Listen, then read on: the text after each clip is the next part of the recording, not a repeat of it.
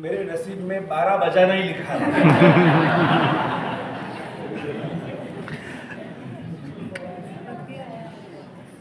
सूर्य चंद्र आकाश पवन ने वर्षा जेम बधाना छे। सूर्य चंद्र आकाश पवन ने वर्षा जेम बधाना छे। महावीर केवल जैनोदा नहीं पण आखी दुनियाना छे, आखी दुनियाना छे।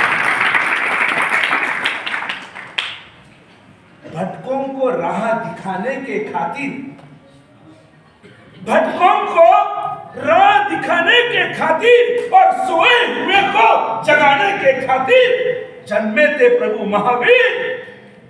अहिंसा का डंका बजाने के खातिर, अहिंसा का डंका बजाने के खातिर।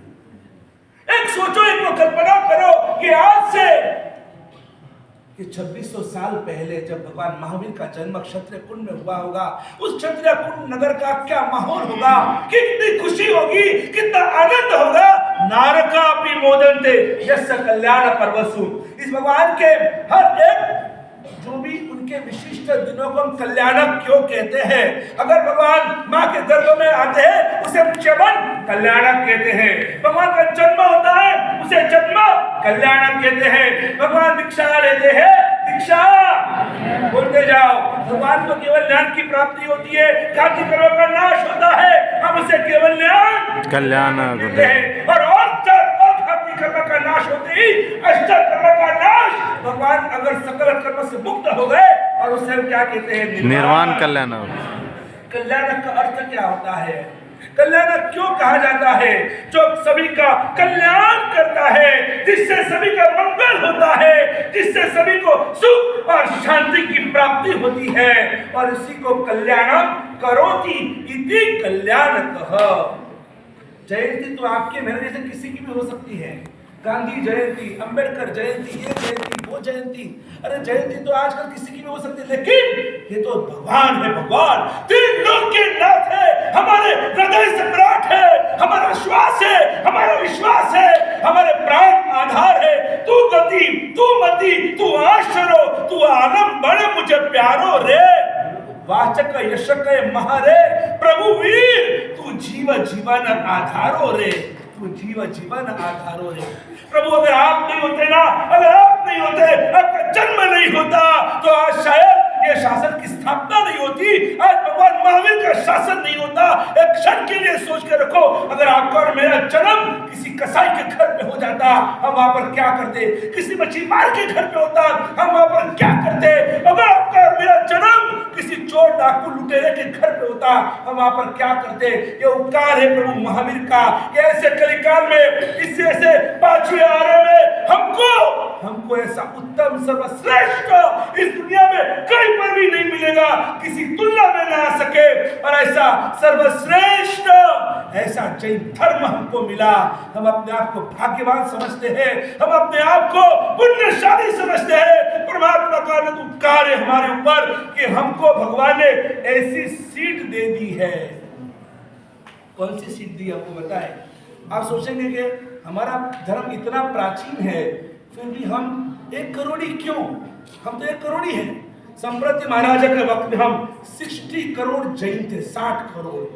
आपको पता है, मैंने हमारे महर्ष सांस्कृतिक भवन के शिविर में कई बार एक जिक्र किया था, आज वापिस कहना चाहता हूँ। उज्जैन का पहले नाम क्या था? अवंतिका। आज भी देखना अवंतिका नाम है। तो अवंतिका का उज्जैन कैसे हुआ? अवंतिका उज्जैन इतना फेमस कैसे हुआ? कोई अगर पूछता था कि यहाँ पर कौन रहता है, ये किसका घर है, ये कौन है, तो उज्जैन है, उज्जैन है। वो कौन है? तो वहां पर ऊ बोलते, उज्जैन। तो ये भी उज्जैन, उज्जैन, उज्जैन, सब जैन। अरे इतने जैन? हाँ, तो उसकी वजह से उज्जैन, ये उज्जैन शब्द कहां से आया? इतने सारे हमारे जैन थे, तो आज हमारे जैन कहां चले गए? कहां 60 करोड़? आज 1 करोड़ भी हम पूरे नहीं है, फिर भी हम जो भी है तो यही है। अब आगे क्या करना है वो सोचो।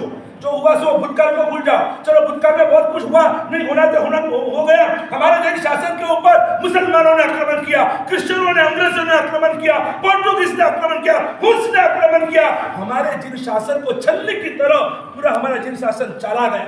ये सब होने के बाद आज हमको जो बादशाह में जो मिला है ना, हमको जो भी आज मिला है, शत्रुंजय जितना समय शिखर जैसे तीर्थ मिले, पावापुरी जैसे तीर्थ मिले, हजारों तीर्थ मिले, हजारों मंदिर मिले, हजारों स्नानक मिले, हजारों उपाश्रय मिले, आज जो भी मिला हम उतना संभाल भी नहीं सकते हैं, हम उतना संभाल भी नहीं सकते हैं। 1 करोड़ जैनों का नेटवर्क वो भी हम क्यों नहीं बना सकते हैं? हमको बनाना पड़ेगा। अपनी जैन स्कूल क्यों नहीं बना सकते? हम लोग बनानी चाहिए। हर जगह पर, हर एरिया में हमारी जैन स्कूल होनी चाहिए, हमारी पाठशाला होनी चाहिए, हमारे आंगन खाते होने चाहिए, हमारे जैन भवन होने चाहिए, ज्ञानशाला होनी चाहिए, दानशाला होनी चाहिए, पांजरापोर होनी चाहिए।